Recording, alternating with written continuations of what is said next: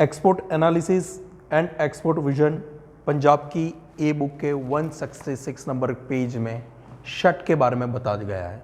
Shirt का main ingredient है cotton. तो आज हम कॉटन के बारे में जानेंगे। कॉटन में बारे में जानने के लिए हम गूगल को ही यूज़ करेंगे। गूगल में कॉटन की बातें आ गई। कॉटन आप जानते ही हैं मेजर इंडस्ट्रियल एग्रो प्रोडक्ट है। कॉटन काफ़ी टाइप के होते हैं। इंडिया में कॉटन के बारे में बताने के लिए बहुत ज़्यादा ज़रूरत नहीं है क्योंकि सब जानते ही हैं। बीटी कॉटन एक नई वैरायटी आई है आफ्टर 2005। ये वैरायटी को वेरियस जगह पे उगाया जाता है। काफ़ी क्रांति हो गई है। बीटी कॉटन के हिसाब से हमारा प्रोडक्शन बढ़ गया है और हम अच्छे एक्सपोर्टर कॉटन में हुआ करते थे। इंडिया ने कॉटन ग्रोइंग को बढ़ाने के बाद सेकंड प्रोसेस आता है जिनिंग की। तो हम जिनिंग को देखते हैं कि जिनिंग कैसे किया जाता है।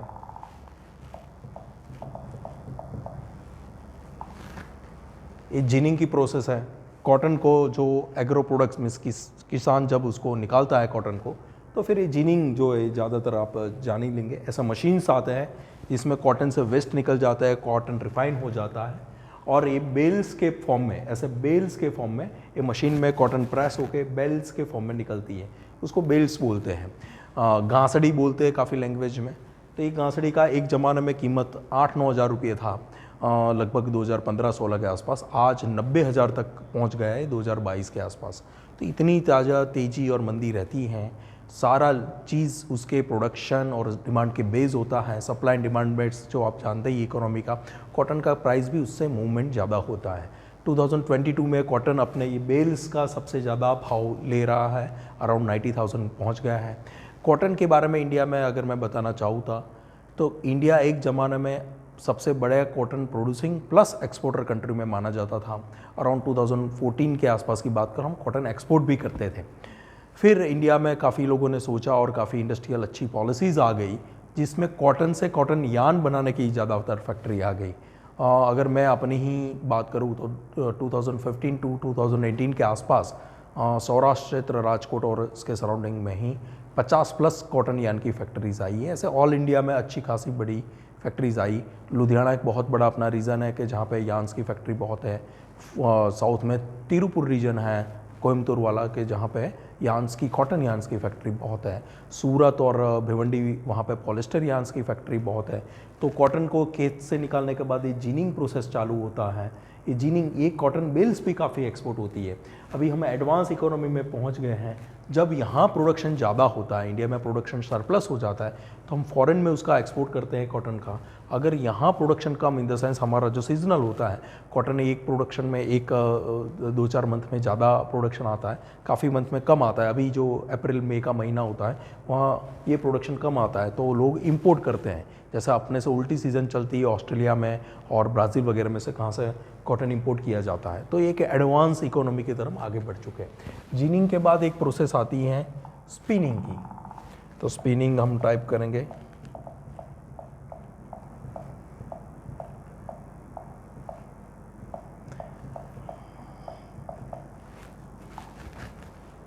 स्पिनिंग की मशीन है। जब इंडस्ट्रियल रिवोल्यूशन यूरोप में हुआ था 200-300 साल पहले, तो ही टाइप के काफ़ी प्राइमरी मशीन्स पाए गए थे। उसके बाद धीरे धीरे ये एडवांस लेवल के मशीन्स हैं। इंडिया के लिए ये अच्छा है कि हमारे पास ये नीडल्स जो है, one of the highest needle in the world हमने खरीदा है। ये यान बनाने के वाली इंडस्ट्री बांग्लादेश में भी बहुत ज़्यादा है, चाइना में भी बहुत ज़्यादा है, वियतनाम में भी बहुत ज़्यादा है और पाकिस्तान भी हमारा अच्छा कॉम्पिटिटर है। ये सारे के बारे में मैं बारी बारी बताऊंगा। एक कॉटन से आपका शर्ट बनने की प्रोसेस पूरी बताता हूँ कैसे बनता है। तो मैं सीधा प्रेजेंटेशन के बिना सीधा गूगल में बताऊँ। स्पिनिंग मशीन्स होते हैं, पहले के ज़माने के मशीन्स का भी फोटोग्राफ्स आया है। एक ज़माने में ऐसे स्पिनिंग मशीन हुआ करते थे, अब एडवांस लेवल के मशीन्स आ गए। इंडिया में स्पिनिंग मशीन भी इंडिया बहुत ज़्यादा बनाता है। ज़्यादातर मशीन इंडियन मेड ही होता है कि यहाँ बनते हैं और अपने यान्स कंपनी उसमें को ये करती है। ये करवाने के बाद डाइंग होता है। डाइंग यानी उसको कलर लगाया जाता है।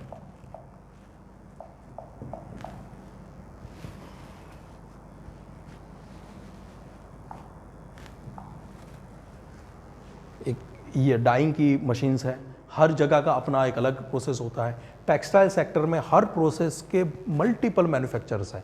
फॉर एग्जांपल कॉटन जिनिंग के 10,000 प्लस मैन्युफैक्चरर होंगे, एक स्पिनिंग के भी हज़ारों मैन्युफैक्चरर्स हैं, स्पिनिंग यार्न बनाने वाले। डाइंग करने वाली भी इंडस्ट्री बहुत बड़ी है। देखो ये यार्न के कलर हो रहे हैं, अगर आप ये फोटोग्राफ को ध्यान से देखेंगे, ऐसे ही डाइंग की मशीन्स होती है। डाइंग के बाद विविंग होता है, तो आप विविंग देखिए कि विविंग और आपको नीटिंग के बारे में थोड़ी ज़्यादा जानकारी लेनी चाहिए। ये विविंग मशीन, ये पहले के ज़माने में ऐसे वाले हाथ शाड़ बोल सकते हैं। अब तो एडवांस लेवल के मशीन्स आते हैं, उसमें भी वैरायटी ऑफ मशीन्स आते हैं। ये विविंग मशीन है। सूरत में लाखों विविंग मशीन्स हैं, मेरे ख्याल से 5 लाख प्लस विविंग मशीन है।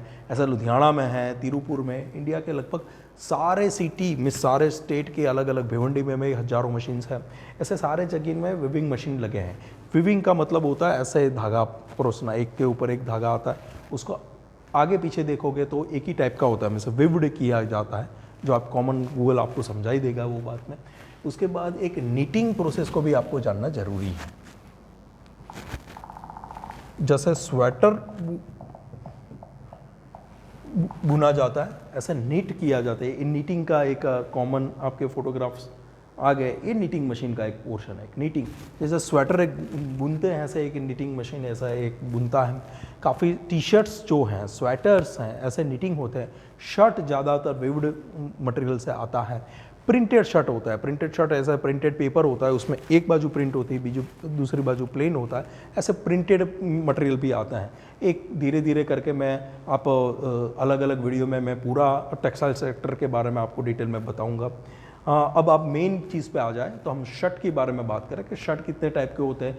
शर्ट नीटेड होते हैं, क्रॉच होते हैं, वगैरह वगैरह। मैंने जो आपको नीटेड वगैरह समझाया, प्रिंटेड होते हैं अलग अलग स्टाइल से, वो वाला होता है। अगर इंडिया के एक्सपोर्ट की बात करें तो इंडिया ने लगभग 2019-20 में 4,900 करोड़ यानी 5,000 करोड़, आप अंदाजन मान लीजिए 5,000 करोड़ का 6105, ये HS कोड फिर से याद रखिएगा, 6105 HS कोड है। Men's and boys shirt knitted और क्रॉच, ये जो 6105 में हमने इतना एक्सपोर्ट किया था। अगर हमारा सबसे बड़ा कंट्री माने कि हमने सबसे ज़्यादा एक्सपोर्ट कहाँ किया था, जो टेक्सटाइल सेक्टर में हमारा traditional market number 1 USA, UAE, UK, Saudi Arabia, Germany, France, Netherland, Canada, Belgium, जो हमारे टॉप 10 मार्केट है, वही वाला मार्केट है। हमने एक्सपोर्ट पंजाब से कितना एक्सपोर्ट किया था, 6105 और 610510, 610520 और 610590, ये 3 HS कोड हमने लगाया है। उसमें आपको पता चलेगा हमने लगभग 1,055 करोड़ के आसपास का टोटल एक्सपोर्ट किया था 2018-19 में पंजाब से। उसको अगर हम डिटेल में जाए कि हमारे वर्ल्ड के टॉप इंपोर्टर कौन है, इंडिया से नहीं, वर्ल्ड में सबसे ज़्यादा इंपोर्टर कौन है, तो आपके स्क्रीन में आपको दिखाई देता है। हाँ, USA, Germany, UK, Japan, France, Italy, Spain, Hong Kong, China, Netherland and China. ये आप ध्यान से उसको मार्केट को देखेंगे, वर्ल्ड का टॉप इंपोर्टर चाइना भी है। हांगकॉन्ग चाइना नहीं, चाइना ही है, चाइना ये वर्ल्ड का टॉप। बहुत ही कम प्रोडक्ट ऐसी हैं कि चाइना उसमें इतना ज़्यादा फिनिश्ड प्रोडक्ट में इंपोर्ट करता है, इसमें एक ये प्रोडक्ट मानी जानी चाहिए। वर्ल्ड के टॉप एक्सपोर्टर कौन है, इसमें भी देखिए Bangladesh, China, India, Vietnam, Pakistan, Germany. ये टेबल है, ये सबसे ध्यान में रखने वाला टेबल है। टेक्सटाइल प्रोडक्ट में हमारा सबसे बड़ा कॉम्पिटिटर बांग्लादेश, सबसे बड़ा कॉम्पिटिटर बांग्लादेश है। चाइना इतना बड़ा कॉम्पिटिटर अब इसलिए नहीं माना जाता है कि वहाँ पे भी लेबर के वैल्यू ज़्यादा हो गए हैं, रॉ मटेरियल के वैल्यू ज़्यादा हो गए हैं, और चाइना अलग अपनी इंडस्ट्री के लिए ज़्यादा फोकस करता है, in the sense high technological advance industry वगैरह के लिए करता है। मगर इंडिया का ट्रेडिशनल कॉम्पिटिटर अब बन गया है बांग्लादेश, क्योंकि वहाँ लेबर लो बड़े कम किस्म के हैं, प्लस कम में लेबर मिल जाती हैं, प्लस उनकी सारी गवर्नमेंट और सारे लोगों का फोकस टेक्सटाइल में है, तो उनको ज़्यादा, प्लस उनकी जो टेक्सटाइल प्रोडक्शन है, जो उनका आउटपुट आता है वर्ल्ड में, उस पर ड्यूटी नहीं लगती है, क्योंकि वो WTO का नेशन है। सेकंड सबसे बड़ा जो एक्सपोर्टर हमारे सामने कम्पीट करता है वो वियतनाम है। चाइना से जो इंडस्ट्री एक्सपांशन मोड में आई है वो वियतनाम में जाती हैं, प्लस वहाँ पे भी इतना ज़्यादा फ़ायदा है जो बांग्लादेश में, वहाँ पे भी लेबर सस्ती है, काफ़ी रिलैक्स हैं लेबर लॉ, प्लस वहाँ पे जो चाइनीज़ इन्वेस्टमेंट भी काफ़ी ज़्यादा है, और वहाँ पे जो पॉलिसीज़ हैं काफ़ी रिलैक्सड हैं, खास करके इंडस्ट्री लगाने के लिए ट्रेडिशनली। इसीलिए हमारे पास पाकिस्तान एक ऐसा कंट्री है जो हमारा पड़ोसी है, जो पॉसिबिलिटी हमारे पास एंटरप्रेन्योरशिप की मौजूद है वो वहाँ मौजूद है। उनका भी सबसे बड़ा जो सेक्टर है इंडस्ट्रियल वो टेक्सटाइल है, प्रोडक्शन भी काफ़ी कॉटन का अच्छा करते हैं, काफ़ी वहाँ पे इकोसिस्टम मौजूद है वियतनाम में वगैरह हमारे कंट्री हैं। तो आगे भी हमको जब कम्पीट करना पड़ेगा, हम एक अच्छे बायर के रूप में अपने आप को पेश करेंगे, तो ज़्यादातर बायर बांग्लादेश, वियतनाम और पाकिस्तान से रहेंगे। तो टेक्सटाइल सेक्टर में यही मेजर वो वाला है, जो मैंने जो बोला है वही एनालिसिस इसमें लिखा है। अगर इंडिया को अपना शर्ट का मार्केट आगे ज़्यादा बढ़ाना है तो आपकी कॉस्ट कम करनी होगी, कम्पिटिटिव बनाना होगा, वैरायटी ऑफ रेंज पाना होगा, क्योंकि ये मार्केट में बहुत ज़्यादा हमारे पास जगह नहीं पड़ती है, प्रॉफिट कम करना पड़ेगा, इकोनॉमिक स्केल में जाना पड़ेगा। वही एनालिसिस मैंने दिया हुआ है। Thank you.